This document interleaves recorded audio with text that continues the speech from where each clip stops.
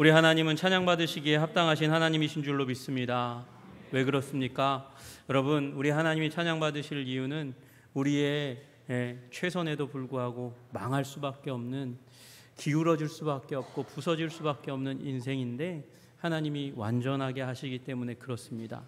여러분, 야곱이 몸부림치고 발버둥 치면서 최선을 다해서 살았습니다. 성공하고자, 복을 받고자 그렇게 열심히 살았습니다.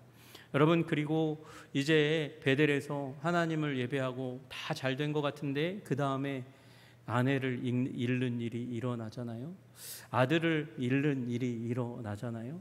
그리고 그 아들을 잃는 일의 배후에는 아들들의 배신이 있었습니다. 야곱이 열심히 살았거든요. 최선을 다해서 살았는데 거기에 잃어버리는 것, 상실과 그리고 배신이 도사리고 있었습니다. 여러분, 그리고 나서는 야곱이 정신을 못 차렸던 것 같아요. 그래서 이 아내를 편애하던 그 편애가 아들들에게 향하고 그리고 가정이 뭉개지고 망가지는 일이 있었습니다. 여러분, 저는 야곱을 비난하고자 하는 의도가 없습니다. 저는 야곱이기 때문에 그렇습니다. 야곱이라는 말은 그런 거예요. 꿈이 있어요. 이상이 있어요. 바라는 게 있어요. 소망이 있어요. 여러분, 그 소망과 이상은, 꿈은 높은 데 있죠. 그런데 자기의 수준은 낮은 데 있는 거예요. 저는 베드로를 비난하지 않아요. 베드로가 하나님 앞에서 호언장담합니다. 다른 사람들이 주님을 부인할지언정 나는 부인하지 않을 거예요. 그게 베드로의 꿈이었습니다. 자기가 생각하는 자기의 이상적인 모습이었습니다. 그러나 여종 앞에서 부인하고 무너지는 것이 베드로의 현주소였어요. 그렇게 사람은 자기가 생각하는 이상과 현실이 격차가 많은 거예요. 여러분, 야곱이 그랬습니다. 그런데 그 야곱의 인생 가운데서 하나님께서 요셉을 되찾아 주시기 시작하면서 그의 인생이 회복됩니다. 온전하게 됩니다. 하나님이 그 인생을 충만하게 하시는 장면을 우리는 보게 됩니다. 여러분, 그것이 오늘 이야기입니다. 야곱이 요셉을 만날 즈음에 받은 은혜에 대해서 우리는 살펴보기를 원하는 것이죠. 여러분, 요셉이 형제들과 상봉했다는 소식이 퍼졌습니다. 그게 45장 16절입니다. 요셉의 형들이 왔다는 소문이 바로의 궁에 들림에 바로와 그의 신하들이 기뻐하고, 요셉이 정말 좋은 사람이었던 것 같아요. 여러분, 그 가운데 싫어할 만한 사람, 정적이면 굉장히 싫어할 만도 한데 바로와 그의 신하들이 기뻐했습니다. 요셉은 좋은 사람이었어요. 그리고 바로가 불러들여가지고 이야기합니다. 내 형들에게 명령하기를 너희는 이렇게 하여 너희 양식을 싣고 가나안 땅에 가라. 양식을 줍니다. 뿐만 아니라 너희 아버지와 너희 가족을 이끌고 내게로 오라. 내가 너희에게 애굽의 좋은 땅을 주리니 너희가 나라의 기름진 것을 먹으리라. 여러분, 지금 국제적인 기근이 온 세상을 뒤집어 엎고 있는 그 상황 가운데이니까 여러분, 애굽 안에 있는 사람은 애굽 가까이, 국고성 가까이 몰려오려고 난리를 칠 테고, 애굽 밖에 있는 사람들은 애굽 안으로. 왜요? 거기에 양식이 있으니까. 그래서 국경을 넘으려고 하는 사람들이 얼마나 많았겠습니까? 애굽의 골칫거리는 이 국경을 지키는 것이었어요. 불법 이민자를 막는 것이었을 겁니다. 그런데 지금 이제 요셉이 형제들을 만났고 아버지가 가나안 땅에 있다는 얘기를 들으니까 이제 이민 초청장을 발행해주고 빨리 모셔오라고 그렇게 얘기하는 거예요. 그렇게 바로와 요셉의 지원을 받아서 아버지를 모시기 위해서 형제들이 가나안으로 출발했습니다. 그리고 만났습니다. 이 얘기를 듣고 나서 야곱이 이 죽은 줄 알았던 아들 요셉이 살아있다는 얘기를 듣고 나니까 어리둥절이라는, 우리가 성경에서 잘 만날 수 없는 단어를 만나게 됩니다. 45장 26절에 요셉이 지금까지 살아있어 애굽 땅 총리가 되었더이다 하는 아들들의 얘기를 듣고 야곱이 믿지 못하여 어리둥절했다, 그렇게 이야기하고 있습니다. 그리고 나서는 요셉이 보냈던 수레를 보고 나서야 기운이 소생했다, 이렇게 얘기하는 거예요. 기력이 없어요. 힘이 없어요. 늙었으니까, 나이 많으니까. 그런데 하나님께서 아들 만날 소망을 주니까 소생하는 일이 일어납니다. 생명력이 그에게 물밀듯이 밀려오고 힘을 얻게 되는 일이 일어났습니다. 여러분, 하나님으로 말미암아 우리 인생 가운데 소생케 되는 은혜가 있으시기를 주님의 이름으로 축복합니다. 여러분, 그래서 야곱이 온 가족에게 명령을 내립니다. 짐 싸라고 얘기하는 거예요. 가족 모두에게 짐을 싸라고 얘기하고, 그리고 종들에게는 가축들, 그 들의 광야에 널려있는 가축들을 다 모아서 집결시켜라 이야기하는 것입니다. 왜요? 떠나야 하니까, 이제 가야 하니까. 그렇게 출발합니다. 이스라엘이 46장 1절에 이스라엘이 모든 소유를 이끌고 떠나 브엘세바에 이르렀습니다. 브엘세바는 이 가나안 땅의 최남단입니다. 여러분, 사사기와 사무엘상에 보시면 단에서 브엘세바까지, 그러니까 가나안의 최북단 단, 그리고 최남단 브엘세바, 가나안 전 지역을 얘기할 때 그렇게 표현하는 거거든요. 그런데 지금 그 브엘세바 최남단에 이르러서 야곱은 말곱비를 굳게 잡고, 그리고 채찍질을 가하면서 빨리 엑셀을 밟아가지고 빨리 애굽으로 가야 해도 시원찮을 그 판에 지금 야곱이 무엇을 합니까? 그의 아버지 이삭의 하나님께 희생 제사를 드리니 그러고 있어요. 야곱이요, 엑셀을 밟아야 되는데 뭘 밟았어요? 브레이크를 밟았어요. 그리고 거기에서 예배를 드리는 거예요. 제사를 드리는 거예요. 왜 이런 행동을 하고 있습니까? 야곱이요, 오는 도중에서 한 가지 머릿속에서 의문부호가 떠나지 않는 거예요. 가나안을 떠나 애굽으로 가는 것이 정말 하나님의 뜻인가? 묻기 위해서 지금 제사를 드리는 거예요. 여러분, 그렇게 제사를 드릴 때 야곱은 분명히 두려움 가운데 있었어요. 왜? 그 밤에 나타나셔서 하나님께서 야곱에게 두려워하지 말라라고 말씀하셨으니까요. 여러분, 두려움이 있으니까 두려워하지 말라라고 말씀하시는 거 아니겠습니까? 여러분, 왜 야곱이 두려워합니까? 지금 가나안을 떠나는 게 하나님의 뜻이 아니면 어떡하나? 하나님의 뜻이 아니면 어떡하나? 하나님의 뜻이 아니면 포기할 수도 있는 믿음이 있기 때문에 예배를 드리는 것이죠. 여러분, 만약에 하나님께서 떠나지 말라고 하시면 어떻게 됩니까? 사랑하는 아들, 그리워하는 아들, 죽은 줄 알았던 만나고 싶어하는 아들, 그 요셉을 만나지 못하는 거예요. 여러분, 창세기 26장 2절에 하나님께서 어느 날 이삭에게 말씀하셨습니다. 여호와께서 이삭에게 나타나 이르시되 애굽으로 내려가지 말고 내가 내게 지시하는 땅에 거주하라. 여러분, 이게 누구에게요? 야곱의 아버지 이삭에게 그렇게 말씀하셨다는 거예요. 가나안 땅을 떠나지 말아라. 애굽에 가면 안 돼. 이 땅에 거주해. 가나안 땅에 거주해 라고 말씀하시는 것이죠. 여러분, 그러고 보니까 46장 1절에 야곱이 예배하는데 누구에게 예배했다고요? 그의 아버지 이삭의 하나님께 희생제사를 드렸다, 예배했다, 이렇게 얘기하는 거예요.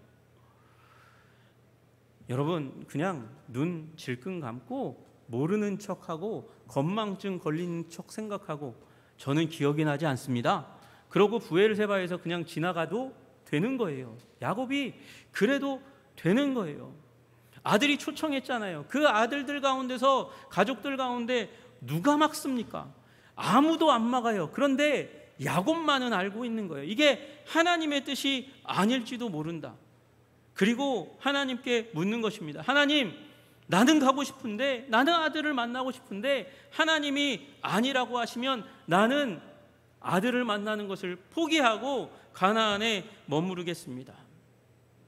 여러분, 이 브엘세바는 어떤 곳입니까? 브엘세바는 창세기 21장에 등장합니다. 21장은 아브라함이 이삭을 모리아산에 드리는 그 명령을 받고 떠나갔다가 그곳에서 하나님이 여호와 일에 준비하신 양을 대신 잡아서 하나님께 번제하는 그 양을 발견하기 전까지는 이삭을 번제로 드리기 위해서 목에 칼을 대고 각을 뜨기 위해서 헌신의 마음을 가지고 있었던 바로 그곳 모리아산, 그곳을 출발했던 곳이 브엘세바고, 그리고 제사하고 내려왔던 것이 바로 브엘세바였습니다. 여러분, 창세기 22장 19절에 이에 아브라함이 그의 종들에게로 돌아가서, 어디에서? 모리아산에서 이삭과 함께 있다가 종들에게로 돌아가서 함께 떠나 브엘세바에 이르러 거기 거주하였던 곳, 그곳이 바로 브엘세바예요. 그래서 브엘세바는 모리아와 함께 더불어서 헌신의 장소입니다. 포기의 장소입니다. 여러분, 아브라함이 그러했던 것처럼 여러분, 거기에서 아브라함만 아들을 드린 게 아니고요, 아들 이삭도 자신의 생명을 하나님 앞에서 포기했어요. 여러분, 그 자리에서 지금 야곱은 묻는 것입니다. 하나님, 하나님의 뜻이 아니면 나는 포기할 수 있습니다. 하나님, 그것이 내게 두려움인데, 아들 못 만나는 것이 내게 눈물이고 가슴 아픈 일인데도 불구하고 하나님이 아니라고 하시면 나는 그렇게 하겠습니다. 여러분에게 이런 믿음이 있으시기를 주님의 이름으로 축복합니다. 여러분, 하나님이 아니라고 말씀하시면 여러분 그걸 포기할 수 있는 포기가 여러분에게 있으시기를 주님의 이름으로 축복합니다.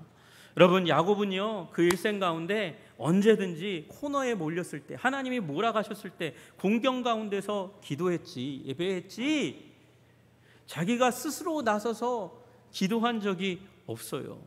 그런데 오늘 이 장에서는 공경이 아니에요. 기쁨의 대로가 열린 것 같아요. 그런데 그가 스스로 나서서 하나님 앞에 기도하며 하나님의 뜻을 묻습니다. 이것을 우리는 성숙이라고 이야기하는 것입니다.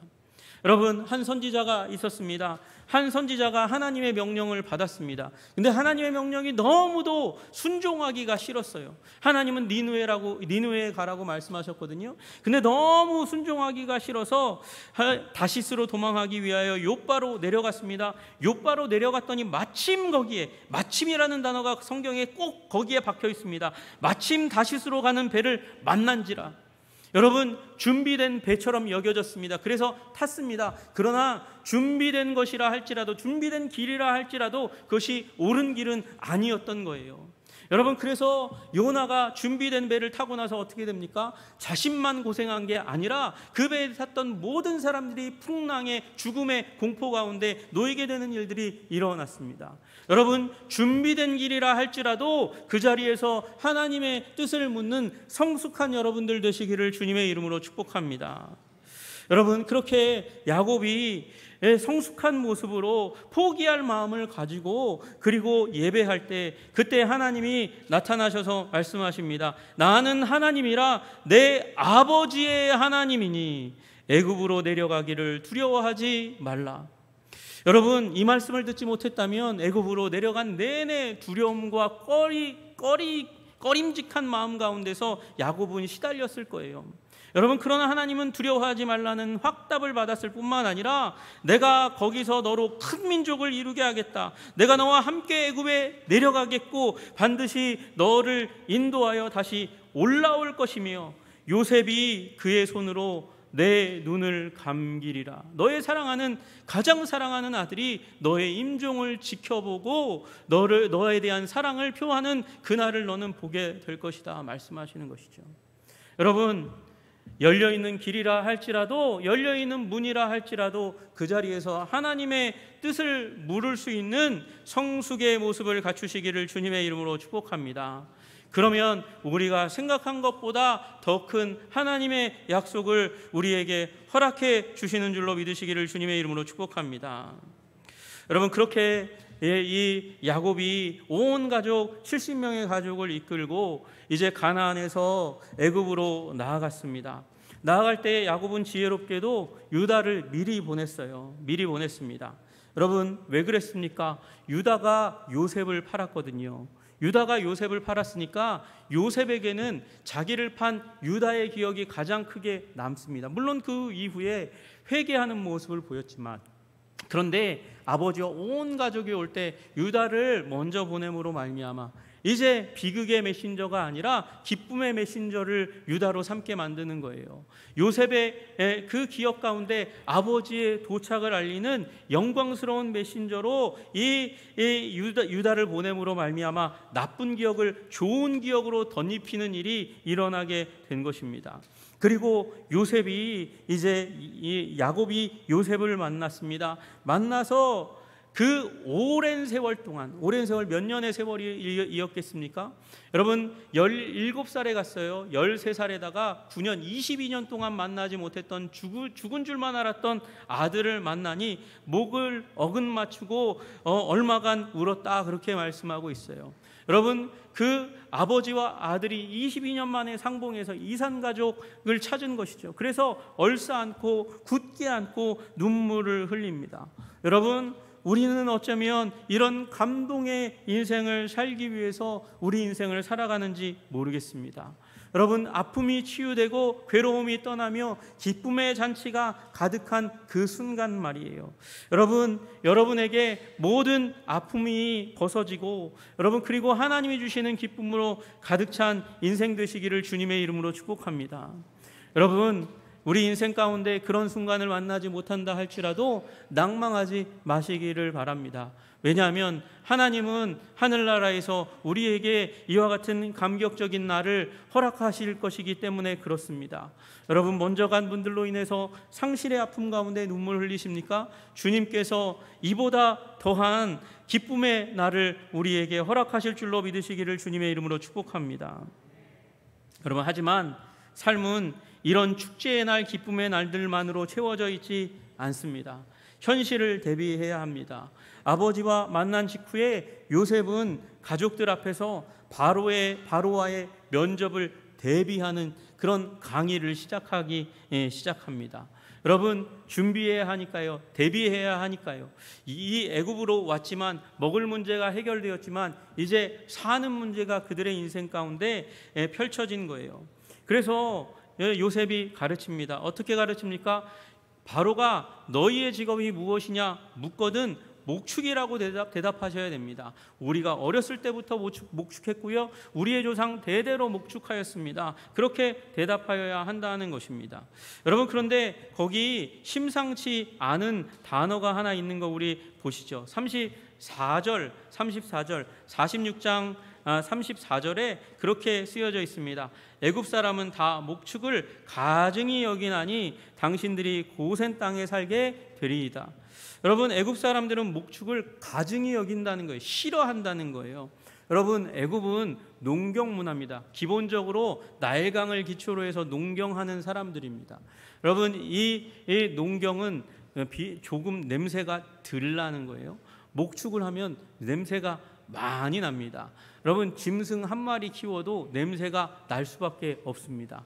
후배의 집에 갔는데 우리 이제 청년 때부터 그렇게 같이 기도하고 격려했던 후배의 집에 갔는데 고양이 한 마리 키웠는데 고양이 냄새가 왜 이렇게 많이 나요? 우리 제가 사는 이사한 곳에 우리 어르신이 개 한 마리를 좀 큰 거 데리고 다니시는데 엘리베이터에 타고 나면 그 냄새가 남아 있어요. 개의 냄새가 남아 있어요. 짐승의 냄새는 고약해요. 생각보다 고약합니다. 그러니까 목축하는 사람들의 냄새가 싫어서 애굽 사람들이 싫어했는지 또 다른 이유가 있는지 모르겠지만 그 목축하는 사람들을 멸시한다는 거예요. 여러분, 왜 굳이 요셉은 목축업을 혐오하는 애굽 사람들에게 목축한다고 밝히 그렇게 드러내가지고 그래서 고센 땅에 살게 합니까? 여러분, 이유는 분리하기 위해서입니다.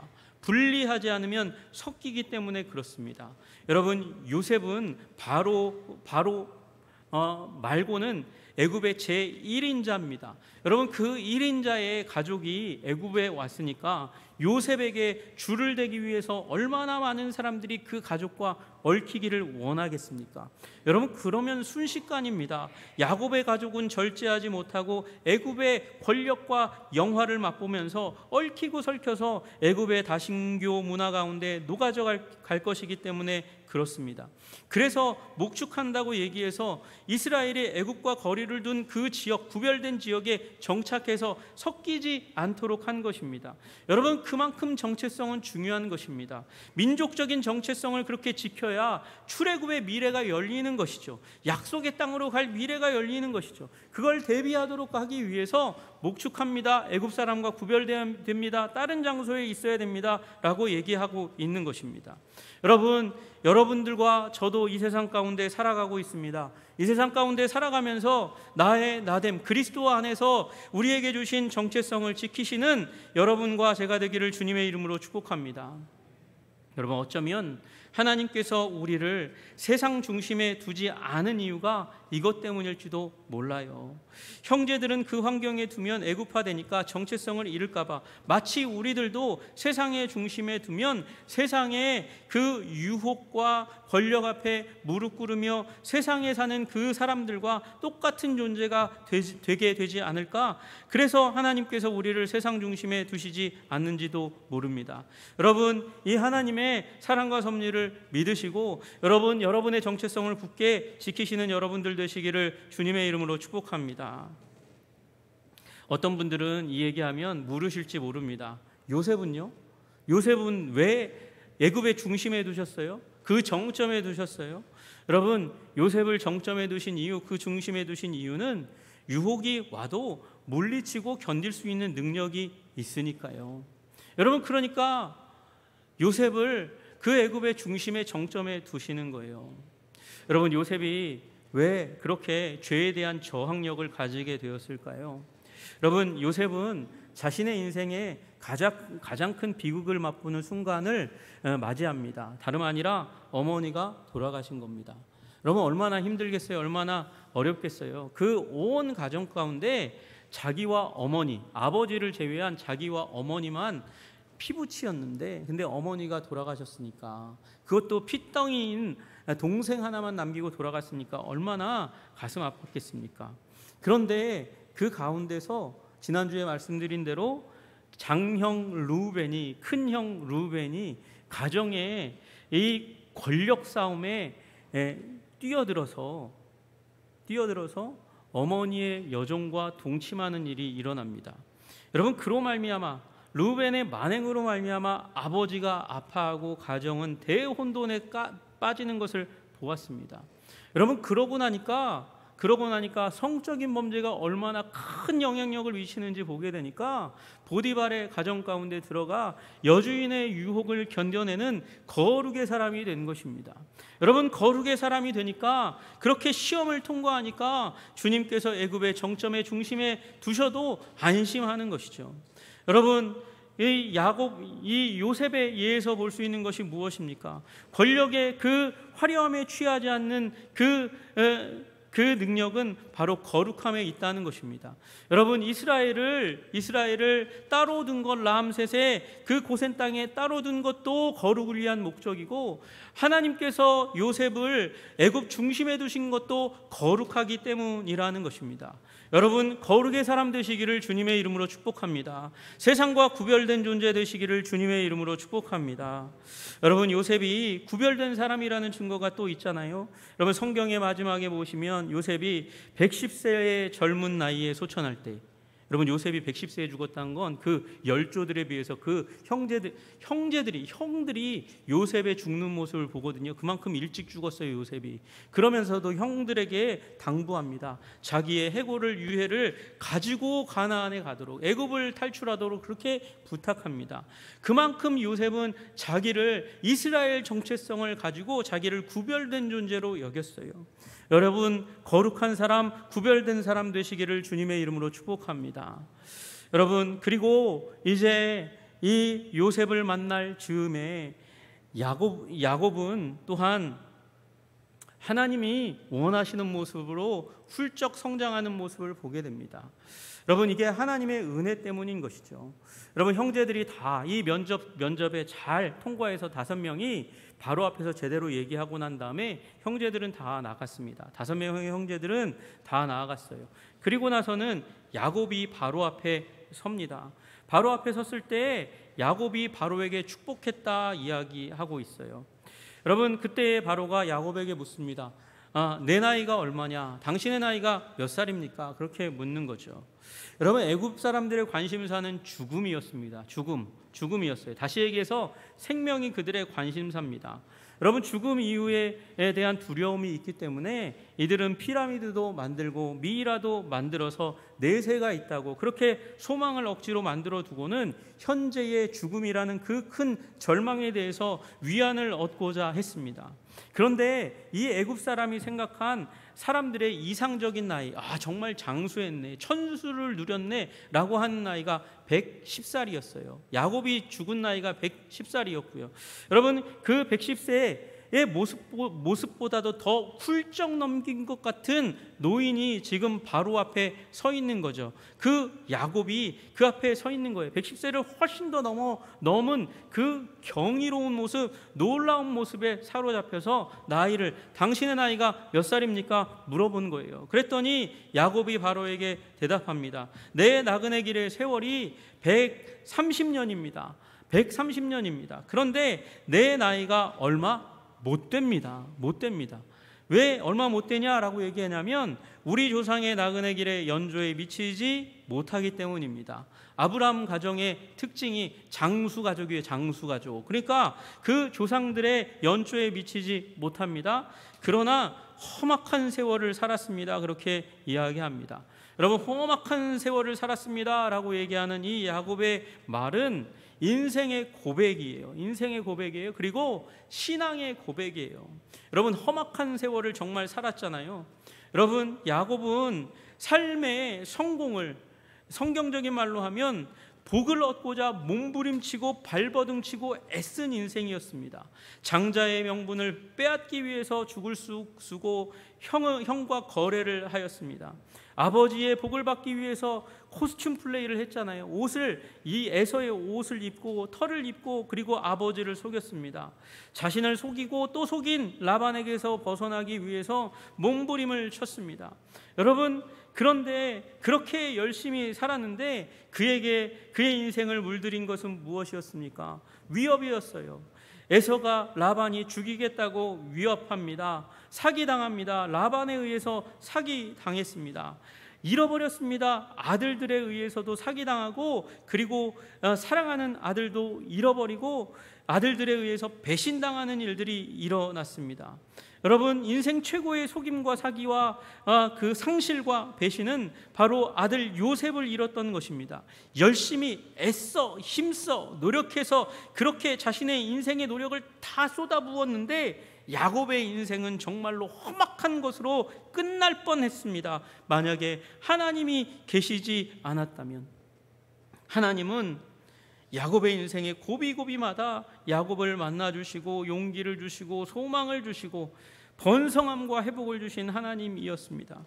그럼에도 불구하고 오늘 이 만남이 없었다면, 요셉을 만나는 일이 없었다면 야곱의 인생은 그 모든 노력이, 그 모든 은혜가 무색한 것이었습니다. 온 세상의 파멸 속에 자기의 가족도 기근으로 말미암아 파멸될 위기에 있었는데 요셉이 살아있다는 소식으로 말미암아 야곱의 모든 부족함과 연약함을 하나님께서 온전함으로 은혜로 채워주셨습니다. 그래서 험악한 세월을 살았지만 나는 지금 내 사랑하는 아들 요셉을 만나고 세상에서 가장 영향력 있는 사람 바로 당신 앞에 서 있습니다. 그러하며 나는 당신에게 축복합니다 라고 축복하는 모습으로 그려지고 있는 것이죠.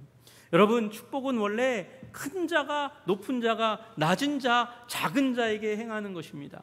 그러나 이 순간만은 야곱이 바로보다, 세상에 가장 큰 바로보다 더 큰 자로 서 있습니다. 그리고 축복합니다. 여러분, 본문의 말씀에는 2번, 그러나 히브리어 성경에는 바라크라는 축복한다는 말 3번을 반복하면서 지금 야곱이 바로를 축복하는 모습으로 비추어지고 있는 것입니다.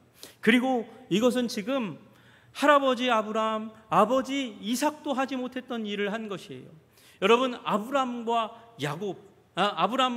이삭 모두가 다 하나님께서 땅의 모든 족속을 복받도록 하기 위해서 부르시고 그 언약을 상속하신 상속자입니다. 아브라함과 이삭이 그랬습니다. 그러나 여러분, 성경 어디에도 아브라함과 이삭이 자기 가족 말고 자기의 자녀들 말고 축복하는 장면이 나오지 않아요. 그러나 여러분, 비로소 야곱에 대해 이르러서 그 축복을 약탈하기 위해서, 그걸 도적질하기 위해서 다른 사람을 넘어뜨리려는 인생의 목표를 가지고 습성을 가지고 살아가던 야곱이 드디어 지금 인생의 말년 아들을 만나는 이 즈음에 세상에서 가장 큰 자를 축복합니다. 여러분, 그래서 여러분이 이 광고의 시간 서두에 사랑합니다, 축복합니다 라는 말에 그 위대함을 깨달아 하시기를 주님의 이름으로 축복합니다. 축복은 아무나 하는 것이 아닙니다. 여러분, 복을 받지 않으면 축복할 수 없습니다. 그래서 하나님께서 너는 복이 될지라 말씀하시는 거예요. 하나님께서 복을 주셔야 축복할 수 있는 자가 되는 것입니다. 여러분, 축복의 사람 되시기를 주님의 이름으로 축복합니다. 여러분, 넉넉한 자 되시기를 주님의 이름으로 축복합니다. 넉넉하여 원수까지 축복할 수 있는 자 되시기를 주님의 이름으로 축복합니다. 여러분, 곤두박질 칠 수밖에 없었던 야곱의 인생을 다시금 들어 올리셔서 축복자로 아름답게 그 인생의 마무리를 채우시는 분이 바로 하나님이십니다. 여러분, 때로 나의 인생이 망가진 것이 아닌가? 나는 실패한 것이 아닌가? 나는 너무나 많은 배신과 상실 가운데 있는 것이 아닌가? 그리고 눈물 지으며 몸부림칠 때 우리를 회복시키시는 우리 주님 바라보시기를 주님의 이름으로 축복합니다. 여러분, 그러면 여러분이 여러분의 인생 가운데 포기하더라도 채우는 은혜를 받게 되실 줄로 믿으시기를 주님의 이름으로 축복합니다. 여러분, 그 일이 여러분의 인생 가운데 우리의 삶을 채우시는 우리 주님의 은혜, 가족을 하나로 만드시고 나를 진정한 신자가 되게 하시며 복자에서 축복자로 만들어주시는 하나님의 은총 누리시는 우리 한성의 모든 가족 되시기를 주님의 이름으로 축복합니다. 기도하겠습니다. 하나님 아버지, 감사하고 찬양합니다. 하나님, 그렇습니다. 우리 예수님 아버지 안에서 우리를 복주고 복주며 번성케 하고 번성케 하시는 우리 주님의 음성을 굳건하게 붙들고 하나님 아버지, 우리 삶 가운데 있는 어려움 때문에 쓰러지지 않도록 주님 도와주시고 인도하여 주시옵소서.